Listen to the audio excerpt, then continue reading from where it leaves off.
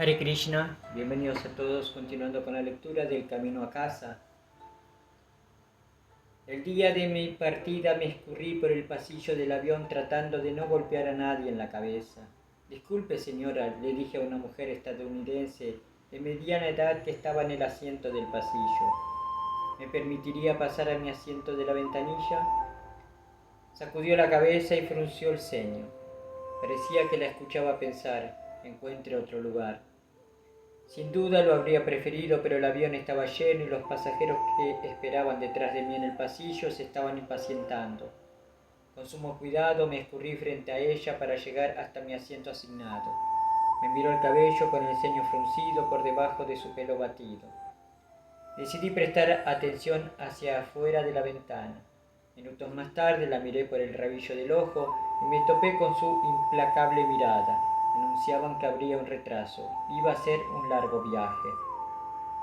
El tiempo pasó y nuevamente miré por el rabillo del ojo a ambos lados, pero esta vez, en lugar de ver a una mujer con el pelo batido en alto, vi una fascinante figura con vaqueros negros, botas negras, una camisa negra sin mangas y un brazaletes plateados que le adornaban los delgados y blancos brazos.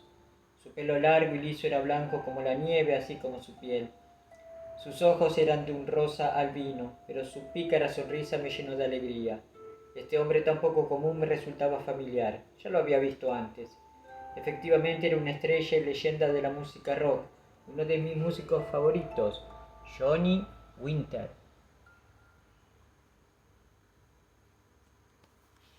¿Cómo estás, hermano? Soy Johnny Winter. Me llaman Pequeño Monk. Me estrechó la mano como si fuera un hermano del alma. ¿Cómo conseguiste este asiento?, le pregunté. Había otra persona aquí hace unos minutos. Johnny sonrió y con su característico acento texano respondió: Viejo, lo tensa que estaba esa mujer sentada junto a ti. Vino despotricando por el pasillo y armó un escándalo exigiendo otro asiento. A ella no le gustan los de nuestro tipo, Pequeño Monk, pero ya sabes. Todo bien, la aeromoza le cambió mi asiento para mantener a los de nuestro tipo juntos. Teníamos tiempo de sobra para conversar.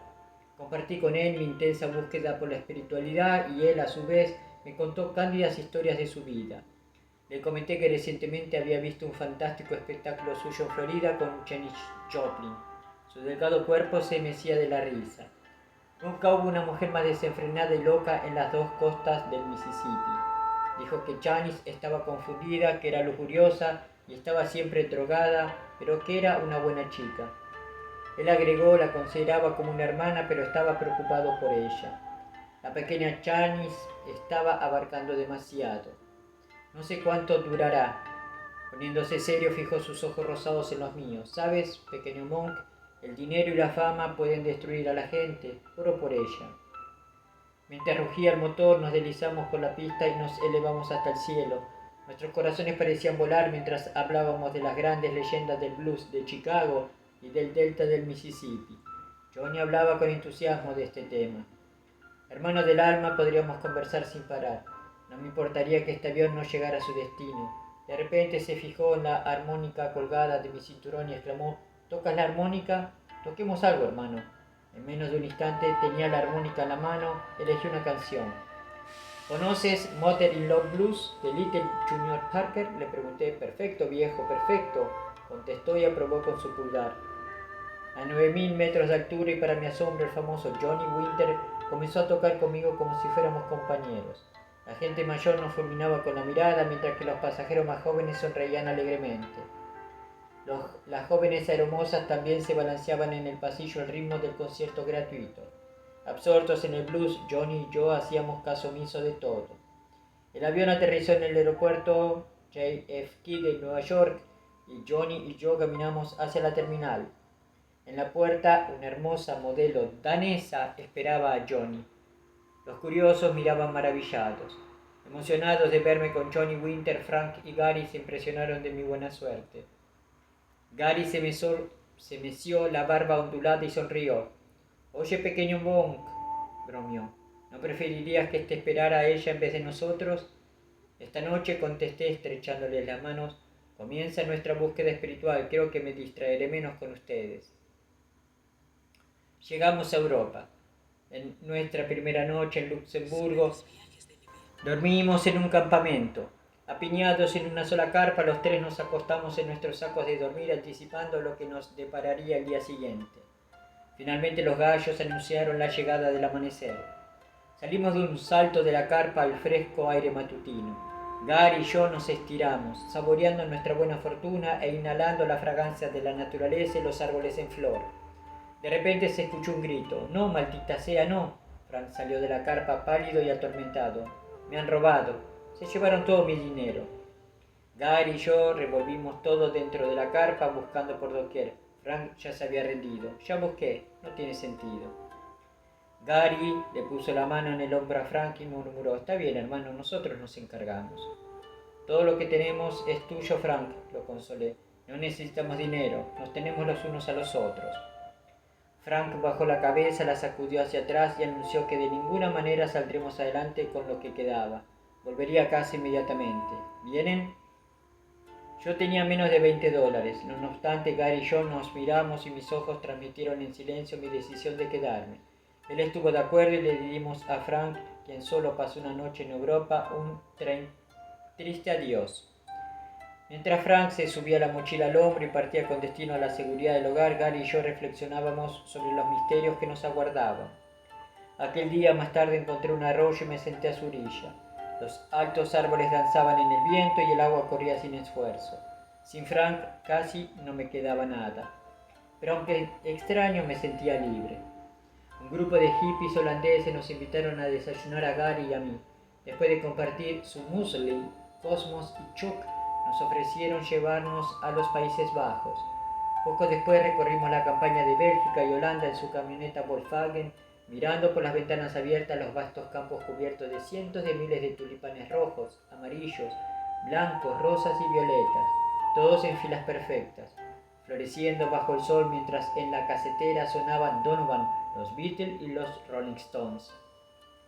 Después de una parada en Apcote, el hogar idílico de uno de nuestros nuevos amigos, llegamos a Ámsterdam, donde nos llevaron a un almacén abandonado en el que decenas de hippies se esparcían por el suelo fumando marihuana. Estaba poco iluminado, las ratas correteaban por aquí y por allá.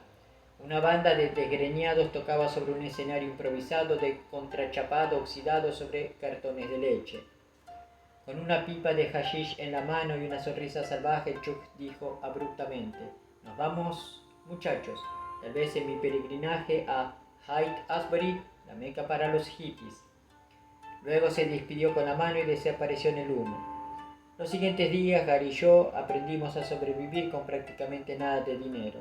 Por la mañana temprano gastábamos unos pocos centavos en una barra de pan recién salida del horno del panadero.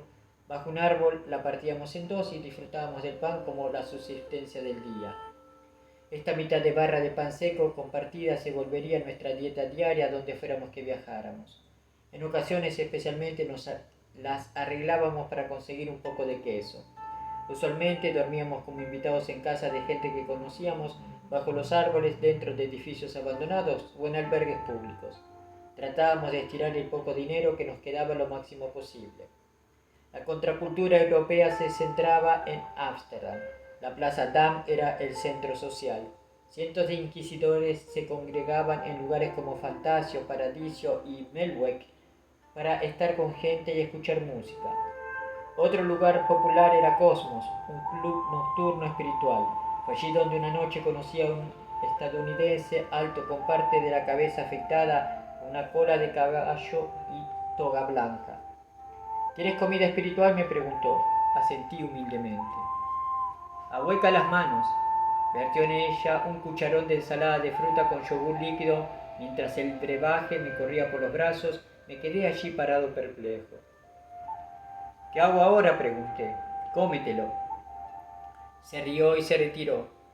Nunca habría imaginado que el destino nos reuniría nuevamente a miles de kilómetros en un lugar más allá de la imaginación. Gary y yo nos hacíamos amigos de todo el mundo, pero aunque placentero me distraía.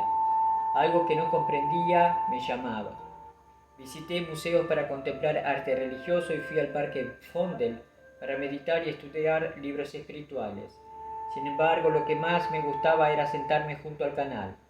Mientras la ciudad ardía en su afán de poder, riqueza y multitud de placeres, y mientras las modas y las tendencias cambiaban como las estaciones, las frescas aguas de los canales parecían en completa paz mientras fluían. Me sentaba a observar el agua durante horas y me preguntaba hacia dónde me llevaba la corriente de mi vida. Continuamos nuestra expedición.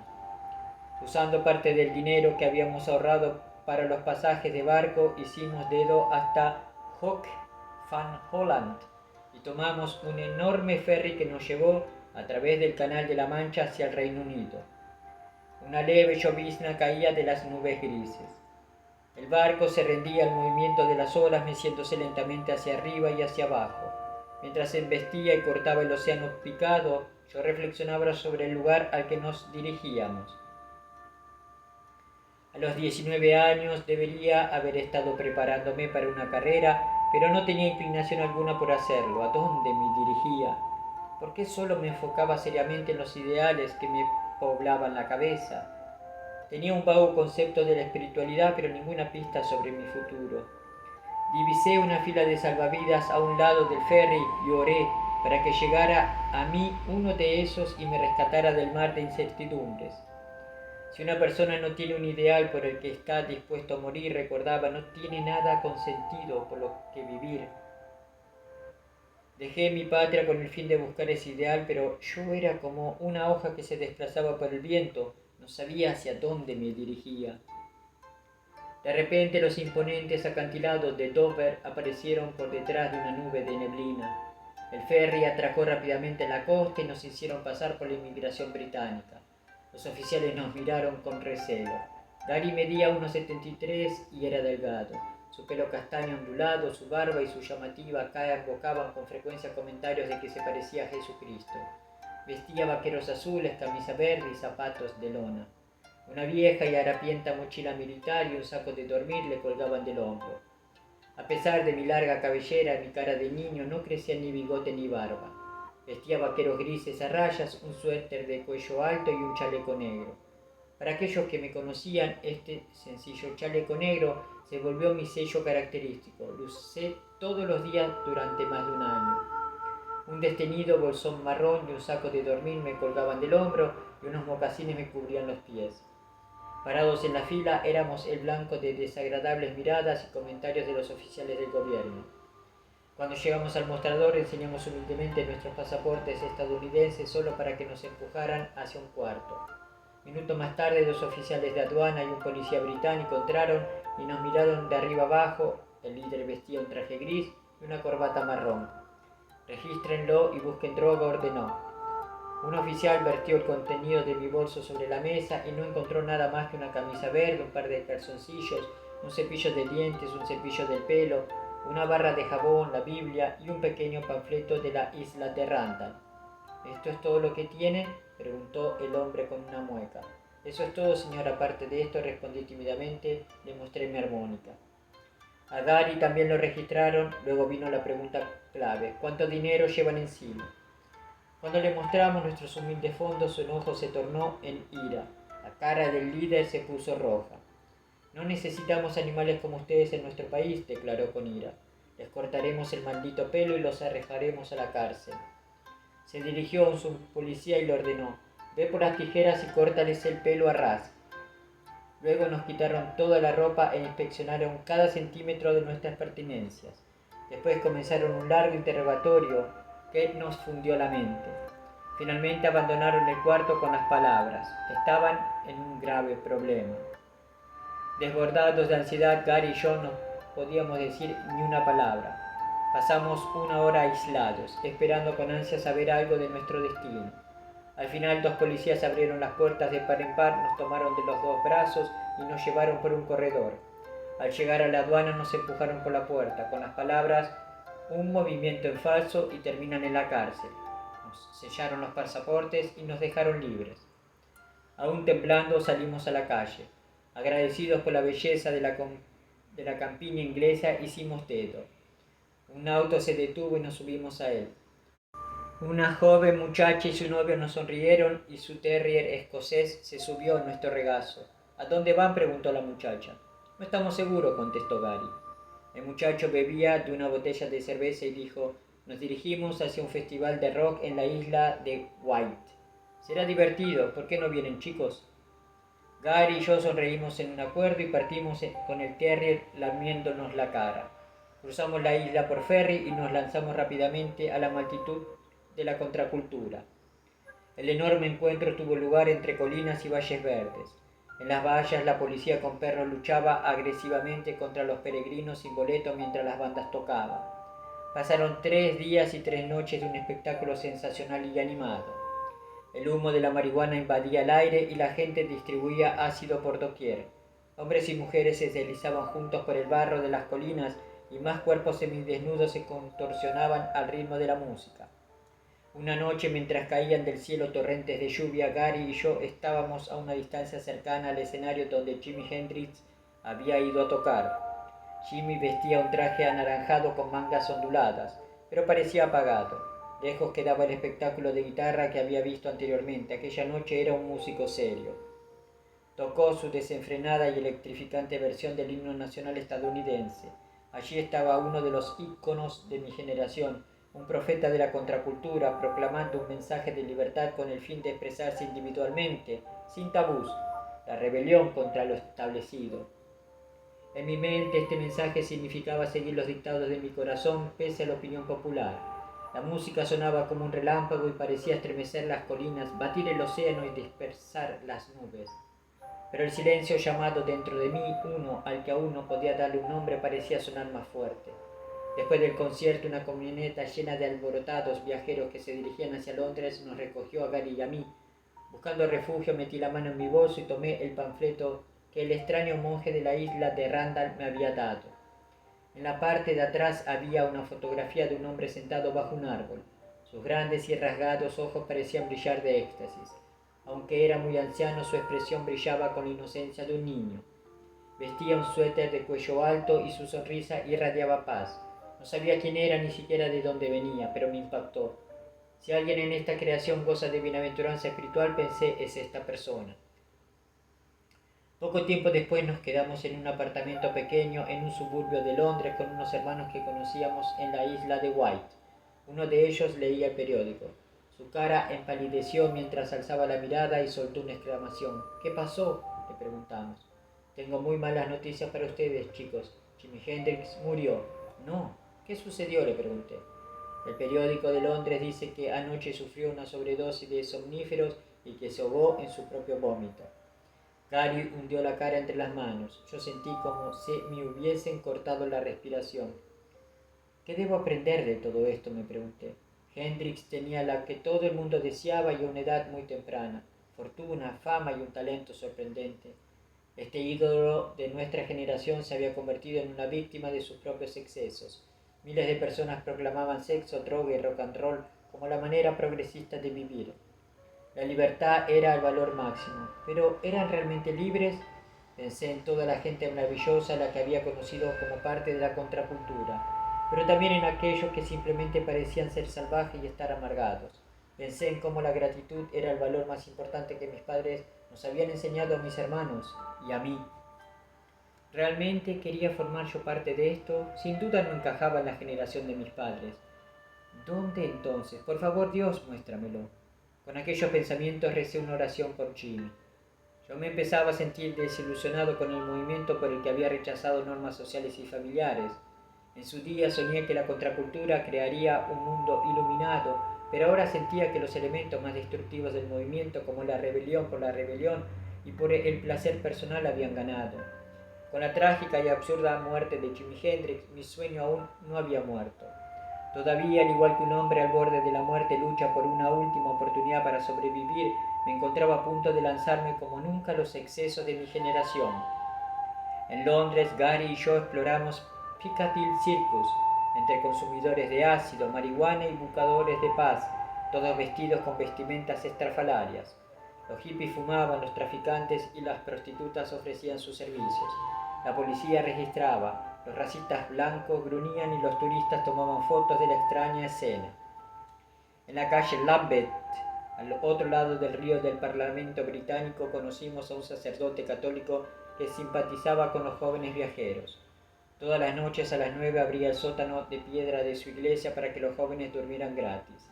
Debíamos irnos a las 9 de la mañana y solo se nos proveía con el frío y duro suelo, pero aún así era un lugar donde quedarse y los viajeros traían sus propios sacos de dormir. Tenía que maniobrar porque la sala repleta de cuerpos sin asear y con el aire cargado del olor a hashish para tratar de encontrar un lugar donde dormir. Cuando apagaban las luces se volvía muy oscuro. En breve escuchaba los sonidos de las parejas haciendo el amor, gimiendo y dando vueltas por el suelo. A veces veía gente que encendía velitas en los rincones de la habitación, se ataba una cinta en torno al brazo y se inyectaba heroína a la luz de las velas. Afectado por el ambiente, fumé más hashish y marihuana que nunca y en la superficie empecé a encajar más con la gente. Sin embargo, mientras aquellos a mi alrededor sociabilizaban, yo me volvía más introvertido. A veces me preguntaba por qué me molestaba aquella complacencia. A menudo después de que Gary se iba a buscar un lugar donde dormir, me sentaba a veces durante horas en la ribera del río Támesis. La inmensa manta de agua que fluía tenía un efecto magnético en mi mente y me hacía cuestionar la vida que estaba llevando. Miraba las agujas del Big Bang, marcar las horas y me preguntaba si simplemente estaba perdiendo el tiempo. Otra parte de mí sentía la desesperada necesidad de ponerme a prueba, de comprobar de una vez por todas que podía librarme de la timidez y simplemente dedicarme a disfrutar de la vida al máximo. A mis 19 años nunca había tenido novia. Dada mi timidez, siempre me sentía más cómodo escuchando música en mi cuarto o con mis amigos que en una cita. Recibí muchas propuestas que rechacé temiendo perder mi libertad o aún peor, romperle el corazón a una linda chica. Sin embargo, ahora a mi alrededor otros chicos se vanagloriaban de sus conquistas sexuales. Me daba rabia ser diferente. Conocí a unas chicas que trataban de formar parte de la escena y flirté más seriamente que nunca. Aún así, mis esfuerzos resultaban en vano.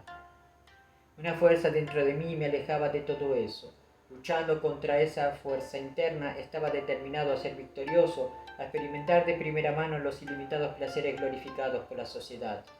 ¿Era el Señor dentro de mi corazón contra quien luchaba? Sí, deduje en silencio, y estoy ganando la batalla. Sin embargo, de madrugada cuando volví al río y observaba la corriente me sentía avergonzado. Iba ganando, pero me sentía perdido. Una noche cerré los ojos y me senté a disfrutar del silencio de la meditación en medio de un mar de palomas en la plaza de Trafalgar. Rodeado de niños que gritaban, turistas que conversaban y las bocinas del tráfico nocturno, sentí que estaba conectado a un universo dentro de mí más sustancial que cualquier otra cosa que me rodeara. Inhalando profundamente sonreí. El concepto del cuerpo parecía evaporarse y sentí que mi mente se fundía en un océano de paz. En comparación, mis esfuerzos por obtener placer sensual o por superar mi introversión natural parecían irrelevantes. Al abrir los ojos visualicé el centro de Londres, que se transformaba en una hermosa familia de leones de mármol, con Lord Nelson en su columna y todas las palomas, los turistas, los hombres de negocio, los consumidores y los indigentes. Crucé la calle y me sirvieron una taza de sopa de cebada y una rodaja de pan patrocinadas por la caridad de una iglesia, que disfruté junto a los indigentes. Luego, con sincera reverencia, entré en la iglesia San Martín de los Campos, donde me senté en un banco de madera y me sumí en la lectura de la Santa Biblia. En aquel momento un pasaje en particular me impactó.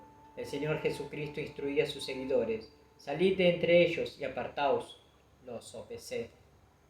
¿Por qué desperdiciar mi vida tratando de encajar en las modas sociales de mis pares? ¿Por qué no tratar de vivir en mis propios términos? Y ojalá algún día sean los términos de Dios. Viajando en ferry por el Canal de la Mancha, Gary y yo desembarcamos en Calais, Francia. Era un día soleado con pájaros que trinaban en árboles delicadamente formados. El fino césped se rendía a la suave brisa en exuberantes pastos. Disfrutamos de nuestra libertad. Ahora podíamos ir a donde quisiéramos. Oye, Monk, ¿y ahora a dónde? Tus deseos son órdenes para mí. Los ojos verdes de Gary tenían el brillo de la aventura mientras permanecíamos parados a un lado del camino rural en Francia occidental. El mundo está a tus pies. del bolsillo trasero de sus vaqueros sacó un mapa de Europa casi destrozado y señaló varios lugares. Marruecos, España, París, Roma, Suiza, Alemania, ¿dónde? ¿A dónde te gustaría ir a ti, Gary? A todos lados. ¿Pero en qué orden? Esa es la cuestión. Pensando por un momento en los ríos que solía estudiar, alcé los brazos al cielo. Debemos rendir nuestro destino a la voluntad de Dios. Gary rió, tiró su mochila y se sentó sobre ella. Imitando mi gesto, respondió: ¿Qué significa eso? ¿Qué te gustaría que significara? Gary juntó las manos en oración de forma burlona. Te pasas los días estudiando las escrituras y meditando mientras yo vago por ahí. Una vez más, alzando los brazos al cielo, dijo: Decide tú cómo debemos rendir nuestros destinos a la voluntad de Dios. Arranqué una flor silvestre amarilla del suelo y respondí: así. ¿Quieres que nos sentemos aquí para siempre como esa flor? Mira, Gary, de una pequeña semilla plantada en la tierra, esta flor ha crecido para ser lo que es, un hermoso capullo que disfruta bajo el sol. ¿Cómo? Por rendir su destino a la voluntad de Dios. Ganaste, hermano, pero ¿cómo se traduce tu florida poesía a la lengua de alguien que hace dedo? Oí la flor y se me ocurrió una idea. Cuando un auto se detenga por nosotros, ¿cuáles son las primeras palabras que preguntarán? Tú haz el papel del conductor y yo seré nosotros. Gary se encogió de hombros. Hola, ¿a dónde van? ¿A dónde van ustedes? A Casablanca, dijo, fingiendo conducir un auto. Aplaudí. Perfecto, allí es exactamente donde iremos. Le di una flor y le pregunté: ¿qué te parece, Gary? Cada vez que estemos a un lado del camino, nuestro destino será un misterio revelado por la próxima persona que nos lleve. Gary se levantó. Me dio una palmadita en la espalda y exclamó: eso es. Iremos a donde vaya el que nos lleve. Lanzó la flor al viento. Días más tarde, después de pasar por pueblos y aldeas, nos encontrábamos a las afueras de París. Mientras nos acercábamos a la ciudad, ardíamos en deseos de llegar. En Louvre, la Torre Eiffel, magníficos monumentos, palacios y cafés, solo se encontraban a unas pocas millas de nosotros. Sin embargo, el destino nos deparaba otro plan. La primera persona que paró nos llevó a Ginebra, Suiza, donde a la brevedad estábamos meditando a las orillas de un plácido lago en forma de media luna. Nos alojamos en un albergue juvenil y compartimos dormitorio con otras 25 personas. Uno de nuestros compañeros de cuarto, Jim, había sido dado de baja del ejército de Estados Unidos hacía poco.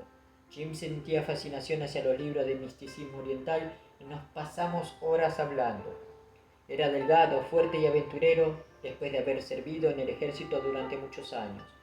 Un día, por curiosidad, Jim preguntó: Monk, con la guerra de Vietnam en su punto álgido, ¿cómo es que no te reclutaron? Le conté cómo la junta de reclutamiento había escrito mal por error mi fecha de nacimiento en mi expediente. Más tarde, cuando tuvo lugar el sorteo de reclutas y mientras la nación contemplaba en ascuas, sacaron una fecha de nacimiento tras otra. A los primeros que salieron por sorteo se los reclutó de inmediato. Mi fecha de nacimiento real salió la primera, pero la equivocada no la sacaron hasta el final, y los que salieron más adelante en el sorteo nunca fueron reclutados. Jim miró al cielo, se frotó el mentón, sacudió la cabeza y se paró a pensar unos minutos. Luego observó: tal vez no fuera error de la junta de reclutamiento, tal vez Dios tenga otros planes para ti. Jim nos invitó a Gary y a mí a ir con él a Italia de camino a Marruecos y aceptamos. Cerca de Génova, la ciudad de Cristóbal Colón, nos subimos a su Volkswagen Escarabajo con todo el dinero que había acumulado durante su tiempo en el ejército, incluyendo productos eléctricos que planeaba vender en los Estados Unidos. Las cadenas montañosas se dieron paso al mar Mediterráneo. La luz del sol de la tarde jugaba sobre las aguas azules y nos tomamos una pausa para nadar. Al volver al escarabajo, para el horror de Jim, todo lo que había dentro había desaparecido. Fuimos a la estación de policía para poner la denuncia y allí las cosas empeoraron. Para nuestro asombro, la policía, gritando y señalándolos en la cara, nos arrojó a una celda. Mientras la pesada puerta de acero se cerraba, un escalofrío me recorrió la espalda. El jefe se acercó. Tienen dos opciones, gritó: quedarse en la cárcel o salir de la ciudad y no volver nunca más. Sin dudarlo, escogimos la segunda. En la oscuridad de la noche, un patrullero con luces rojas que brillaban sobre la capota nos escoltó hasta las afueras de la ciudad. Aquel fue nuestro primer día en Italia. Condujimos toda la noche y llegamos hasta la oficina de telégrafos. Jim contactó con sus camaradas en Alemania, quienes le enviaron dinero para la gasolina para volver a la base militar. Una vez más, Gary y yo estábamos por nuestra cuenta. Nos quedamos parados a un lado del camino preguntándonos qué iría a suceder. Oye, Monk, ¿crees que tenemos mala suerte? Primero Frank y ahora Jim. Quien sea que nos quiera ayudar pierde todo. No sé, Gary, tal vez haya una razón por todo esto. Gary miró hacia atrás por el camino por el que habíamos venido. ¿Realmente crees que existe una razón para todo? Sí, creo que debe haber un hermoso plan detrás de todo. Gary asintió con la cabeza. Yo también lo creo. Después hicimos dedos y esperamos a ver qué había planeado el destino para nosotros. Shila Prabhupada Ki Jai. Haripol.